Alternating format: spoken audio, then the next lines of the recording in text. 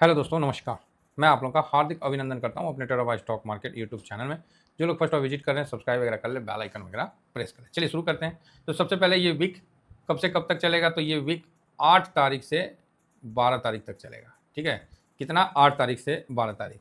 क्या इसके बीच में कोई छुट्टी है कि नहीं है? तो कोई छुट्टी इसके बीच में नहीं है। आप देख सकते हैं 27 अगस्त, अब नेक्स्ट छुट्टी बापू की जयंती पे। उसके पहले कोई छुट्टी देखने को नहीं मिलेगा। क्लियर है? तो पूरा सितंबर में कहीं कोई छुट्टी नहीं है। चलिए आगे बढ़ते हैं और देखते हैं कि कैसा मार्केट पिछले बार किया था और अभी आने वाला जो इस वीक में है 8 से 12 के तारीख, इसके बीच में क्या करेगा। सबसे पहले न्यूज को देखें तो न्यूज में अनसर्टेनिटी बनी हुई है, कहीं भी कोई समांतर नहीं है। ट्रम्प चाचा कभी कुछ बोलते हैं, कभी कुछ बोल रहे हैं, समझे ना? तो न्यूज़ का कोई अभी नहीं है, कभी भी चेंज हो जाता है। दूसरा, रूस यूक्रेन में अभी काफ़ी चल रहा है, रसिया की तरफ से अभी भारी चल रहा है सेलिंग वगैरह जो भी है। अभी रसिया पहले ड्रोन से पिटाया था और अभी इतना ड्रोन मार रहा है कि क्या बताएं। उसका तो हमको लगता है कि मलबा उठा उठा के ना यूक्रेन उसको लोहा टीना में बेच के राजा हो जाएगा, इतना मार रहा है। हैं? तो रसिया ठीक है, अपना किया हुआ है और यूक्रेन भी अपना जो भी है जवाबी कार्रवाई। एक्चुअली कोई ये युद्ध ख़त्म ही होना नहीं देना चाहते, ना रसिया ख़त्म होना देना चाहता है, ना अपना यूक्रेन के द्वारा, और ना यूरोपीय संघ द्वारा इसको ख़त्म होने को देना चाह रहे हैं, समझे ना? तो कोई नहीं चाह रहा है कि ख़त्म, क्योंकि रसिया की अर्थव्यवस्था इसी वार हेड में चल रही है और वो इसी के लिए ही तैयार हैं कि हमको वार के, अगर युद्ध ख़त्म हो जाएगा तो जो कंपनियां अभी वॉरियर हो रखे हैं वो तो फिर बेकार हो जाएंगे। तो वो चीज़ है कहीं। चलो ठीक है, जो है सो है। अब आइए अपने मार्केट पे डिस्कशन करते हैं।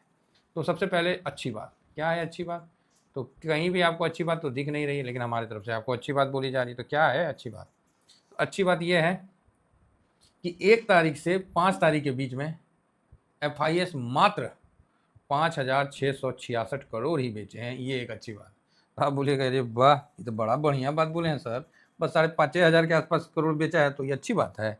तो क्या करिएगा, FIS के फ्रंट पे कोई इम्प्रूवमेंट हो नहीं रहा है। उसका कारण है कि FIS ने इंडिया में इधर 4-5 साल में पैसा बना नहीं पाया, समझे?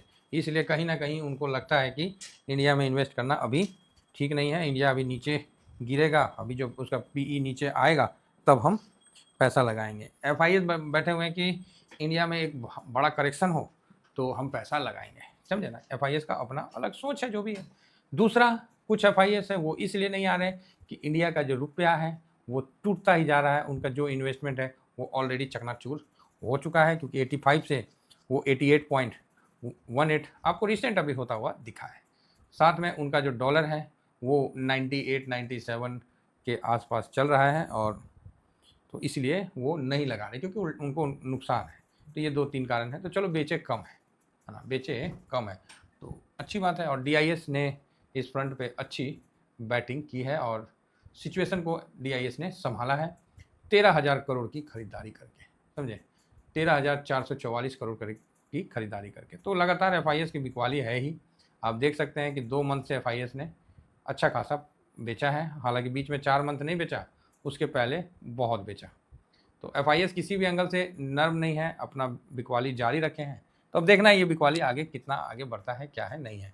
तो ये जब तक ग्लोबल अनसर्टेनिटी नहीं कम होगा तब तक तो ये पॉसिबल नहीं है। ग्लोबल के साथ हम लोग का, ट्रम्प के साथ, मतलब अमेरिका, देखिए उसको झेलना ही पड़ेगा। हम बोले ना, आप उसको गरियाइए, आप उसको डांटिए, आप उसको प्यार करिए, जो करना है करिए। ससुरा ऐसा प्राणी है ना, इसको आप इग्नोर नहीं कर पाइएगा, समझे ना? इस चीज़ का ध्यान रखिए। चलिए आगे बढ़ते हैं। तो इस वीक आपको निफ्टी ने क्या कद्दू में तीर मार के दिया था? तो आप देख सकते हैं कि 5 दिन में निफ्टी ने मतलब वहीं का वहीं रहा। जो पैनिक था वो पैनिक में थोड़ा सा सुधार होकर आया है, बहुत बड़ा कोई भी कद्दू में तीर नहीं मारा है। बाकी एक महीना में 1.55% अप है और 5 दिन में 0.86% अप है। इसी बीच में गोल्ड का क्या स्थिति है? तो गोल्ड को जब हम देखते हैं तो गोल्ड 5 दिन में 2% की बढ़त के साथ खड़ा है और एक महीना में 5% की बढ़त के साथ आपको दिख रहा है। तो भाई ज़बरदस्त है ना? ज़बरदस्त है कि नहीं जी? तो आप बोलिएगा हाँ है। फिलहाल यहाँ पर ही 5 दिन में गोल्ड सिल्वर में 0.36 का तेज़ी दिख रहा है, एक महीना में तो 7-8% अच्छा दे दिया। तो सिल्वर अभी थोड़ा साइलेंट हो गया है, 5 दिन से, क्योंकि अब 119 पे पहुंच गया महाराज, और कौन चीज़ करेगा, तो बहुत भयानक भागा है। तो ठीक है, मेरे तरफ से इनका टॉप दोनों का बन गया है। लेकिन सर मेरे बोलने से क्या होगा, मार्केट अगर इनका टॉप और ऊपर ले जाना चाहता है तो उसको कोई रोक सकता है? आप ही बोलिए, हमारा बोलने से कुछ होगा? ये बात सही है। तो इसीलिए मार्केट के टॉप के चक्कर में ना रहें, हम लोग अपने डिसिप्लिन से काम करें तो वही ज़्यादा बेटर है। चलिए हम आगे बढ़ते हैं, और आगे बढ़ते हैं तो एक ताज्जुब मतलब होने वाला बात है। चलो अभी पहले गोल्ड सिल्वर निपटा लेते हैं। तो 36.28 पे है और सिल्वर 41.37 पे है।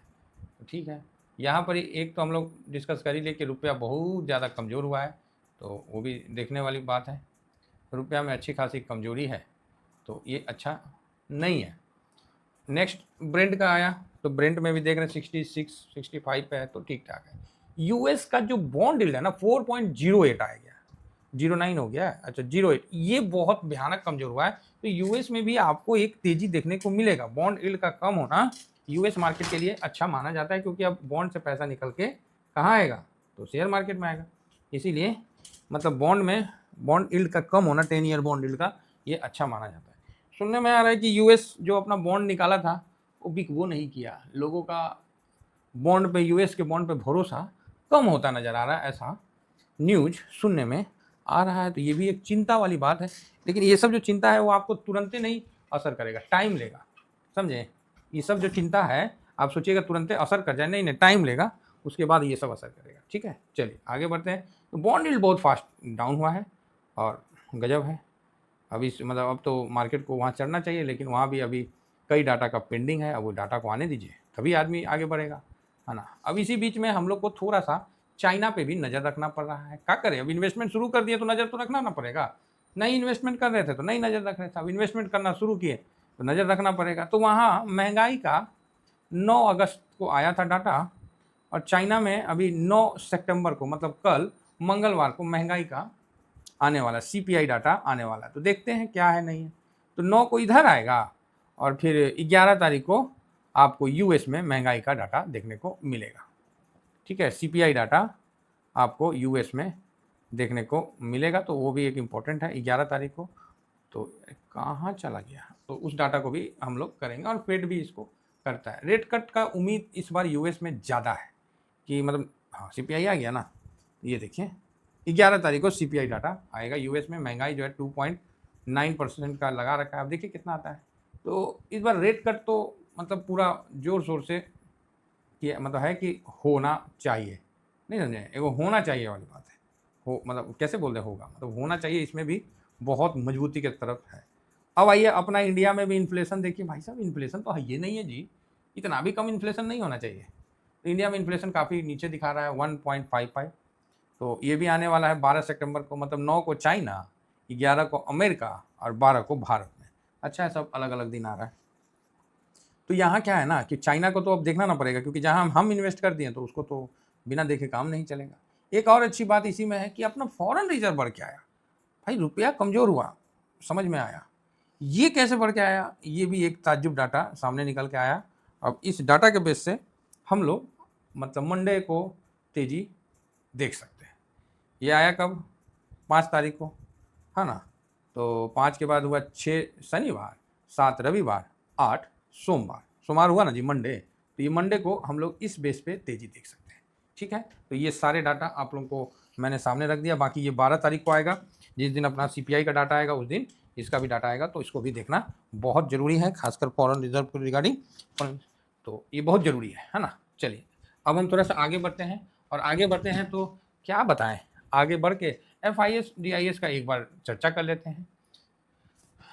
FIS बहुत हल्के स्थिति में है, और मार्केट ने बॉटम नहीं बनाया, लेकिन FIS ने अपना पुनः एक बार बॉटम मेरे हिसाब से बना दिया। बाकी अब ओकरा पास बचल कौन चीज़ है जो बनाएगा नहीं समझे, अब तोरा पास है ये कौन चीज़ है जो बेचेगा, अब रंगबाजी कौन चीज़ का जी।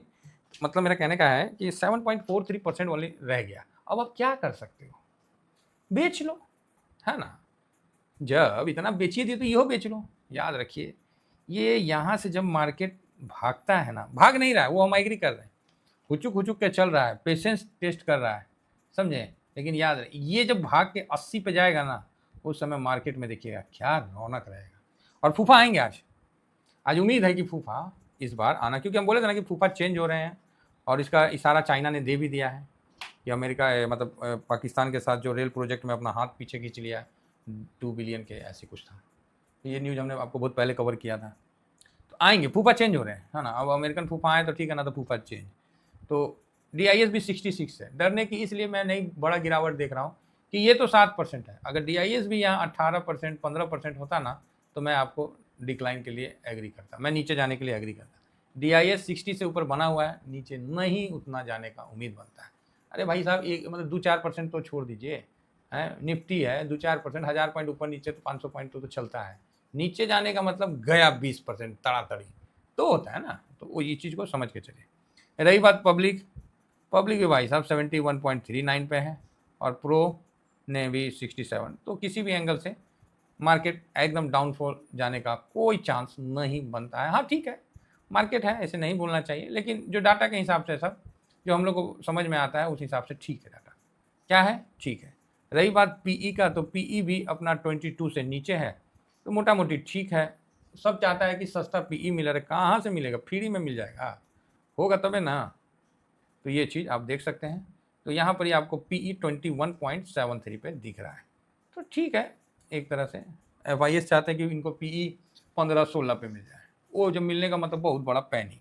तो पैनिक के लिए तो हर कोशिश कर रहे हैं, लेकिन सिस्टम जो है वो चाह गया है कि भाई बाजार नीचे नहीं जाएगा तो नहीं जाएगा। अब इसमें GST को भी उसने शामिल कर दिया, तो GST का इम्पैक्ट भी ठीक है बाजार में आता हुआ दिख रहा है धीरे धीरे। रेट कट का भी इम्पैक्ट, सब मतलब धीरे धीरे सब बाजार में उसको कमज़ोर होने से रोक रहा है। ठीक है, तो चलिए उम्मीद करता हूँ कि इस वीक जितने भी इवेंट होने वाले हैं वो मैंने आपको बता दिया, और आने वाले समय में आपको बताता रहूँगा। तो अभी मेरा उम्मीद है कि मार्केट किसी भी दिन चल दिया ना, तो बस सब पीछे छूट जाएंगे। बस ये वर्ड याद रखिएगा, जिस दिन मार्केट चल दिया ना सब पीछे छूट जाएगा बस। Thank you very much. जय हिंद, जय भारत।